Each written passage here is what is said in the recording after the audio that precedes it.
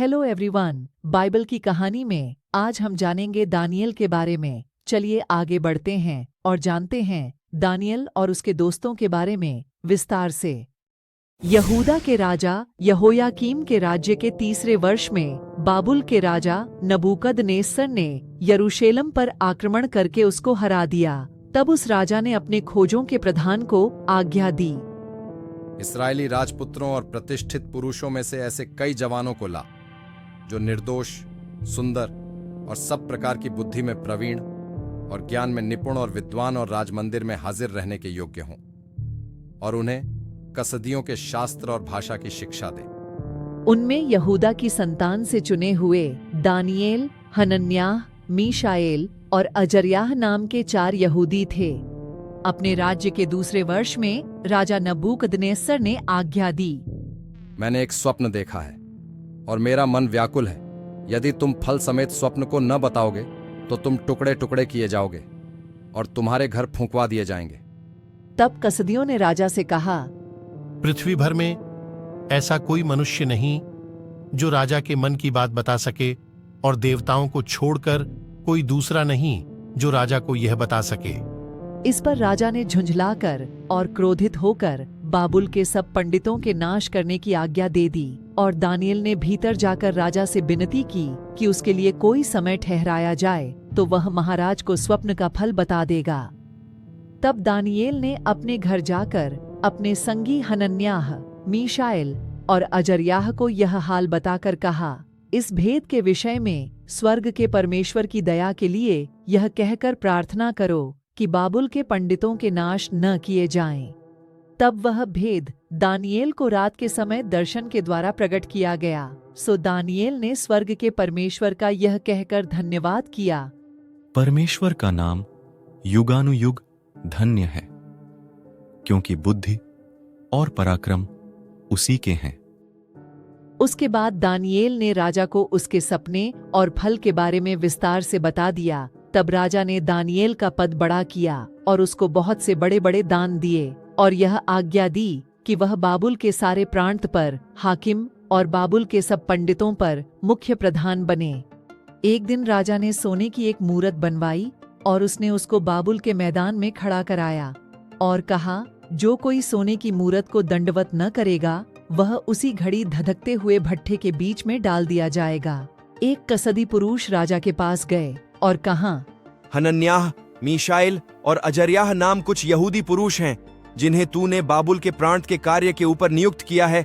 उन पुरुषों ने तेरे देवता की उपासना नहीं करते, और जो सोने की मूरत तूने खड़ी कराई है उसको दंडवत नहीं करते। और यह सुनकर राजा ने गुस्सा होकर आज्ञा दी कि भट्ठे को 7 गुना अधिक धधका दो। फिर अपनी सेना में के कई एक बलवान पुरुषों को उसने आज्ञा दी कि वह तीनों को बांधकर धधकते हुए भट्ठे में डाल दो। उसके बाद राजा ने देखा कि 4 पुरुष आग के बीच खुले हुए टहल रहे हैं और उनको कुछ भी हानि नहीं पहुंची, और चौथे पुरुष का स्वरूप ईश्वर के पुत्र के सदृश्य है। राजा ने उनको बाहर आने के लिए कहा। उसके बाद राजा ने कहा, धन्य है हनन्याह, मीशाएल और अजर्याह का परमेश्वर, जिसने अपना दूत भेजकर अपने इन दासों को इसलिए बचाया क्योंकि इन्होंने राजा की आज्ञा न मानकर उसी पर भरोसा रखा, और यह सोचकर अपना शरीर भी अर्पण किया कि हम अपने परमेश्वर को छोड़ किसी देवता की उपासना व दंडवत न करेंगे। जब दारामादी राजगद्दी पर विराजमान हुए, अपने राज्य के ऊपर 120 ऐसे अधिपति ठहराए जो पूरे राज्य में अधिकार रखें, और उनके ऊपर उसने 3 अध्यक्ष नियुक्त किया, जिनमें से दानियल एक था। तब अध्यक्ष और अधिपति राज कार्य के विषय में दानियल के विरुद्ध दोष ढूंढने लगे। तब वे लोग कहने लगे, हम उस दानियल के परमेश्वर की व्यवस्था को छोड़ और किसी विषय में उसके विरुद्ध कोई दोष न पा सकेंगे। तब वे अध्यक्ष और अधिपति राजा के पास उतावली से आए और कहा, राजा ऐसी आज्ञा दे और ऐसी कड़ी आज्ञा निकाले कि 30 दिन तक जो कोई, हे राजा, तुझे छोड़ किसी और मनुष्य व देवता से विनती करे, वह सिंहों की मांद में डाल दिया जाए। तब दारा राजा ने उस आज्ञा पत्र पर हस्ताक्षर कर दिया, और दानियल अपनी रीति के अनुसार, जैसा वह दिन में 3 बार अपने परमेश्वर के सामने घुटने टेक कर प्रार्थना और धन्यवाद करता था, वैसा ही तब भी करता रहा। तब उन पुरुषों ने उतावली से आकर दानियेल को अपने परमेश्वर के सामने विनती करते और गिड़गिड़ाते हुए पाया। सो वे राजा के पास जाकर यह बातें कह दिया। तब राजा ने आज्ञा दी और दानियेल को लाकर सिंहों की मांद में डाल दिया गया। तब राजा अपने महल में चला गया और उस रात को बिना भोजन पड़ा रहा और उसे नींद भी नहीं आई। भोर को राजा गड्ढे के निकट आया, तब शोक भरी वाणी से चिल्लाने लगा और कहा, हे दानियेल, हे जीवते परमेश्वर के दास, क्या तेरा परमेश्वर जिसकी तू नित्य उपासना करता है तुझे सिंहों से बचा सका है? यह सुनकर दानियेल ने कहा, मेरे परमेश्वर ने अपना दूत भेजकर सिंहों के मुंह को ऐसा बंद कर रखा कि उन्होंने मेरी कुछ भी हानि नहीं की। इसका कारण यह है कि मैं उसके सामने निर्दोष पाया गया, और हे राजा, तेरे सम्मुख भी मैंने कोई भूल नहीं की। तब राजा ने बहुत आनंदित होकर दानियेल को गड्ढे में से निकालने की आज्ञा दी। सो दानियेल को गड्ढे में से निकाला गया और उस पर हानि का कोई चिन्ह न पाया गया, क्योंकि वह अपने परमेश्वर पर विश्वास रखता था। दानियेल की निष्ठा और ईमानदारी ने राजा को बहुत प्रभावित किया।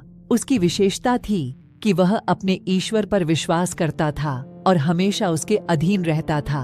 इस कहानी से हमें यह सीख मिलती है कि सच्चे विश्वास और अपने नैतिकता पर अडिग रहने से हम सफलता प्राप्त कर सकते हैं। चाहे जीवन के किसी भी परिस्थिति में हो, हमें सत्य और न्याय के प्रति अपनी विश्वास यात्रा में दृढ़ता बनाए रखनी चाहिए। आज के लिए इतना ही। मिलते हैं और एक कहानी के साथ नेक्स्ट वीडियो में। सबको धन्यवाद और कालना चर्च विनती करते हैं बाइबल पढ़ने के लिए।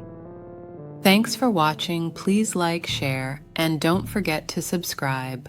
Kalna Church.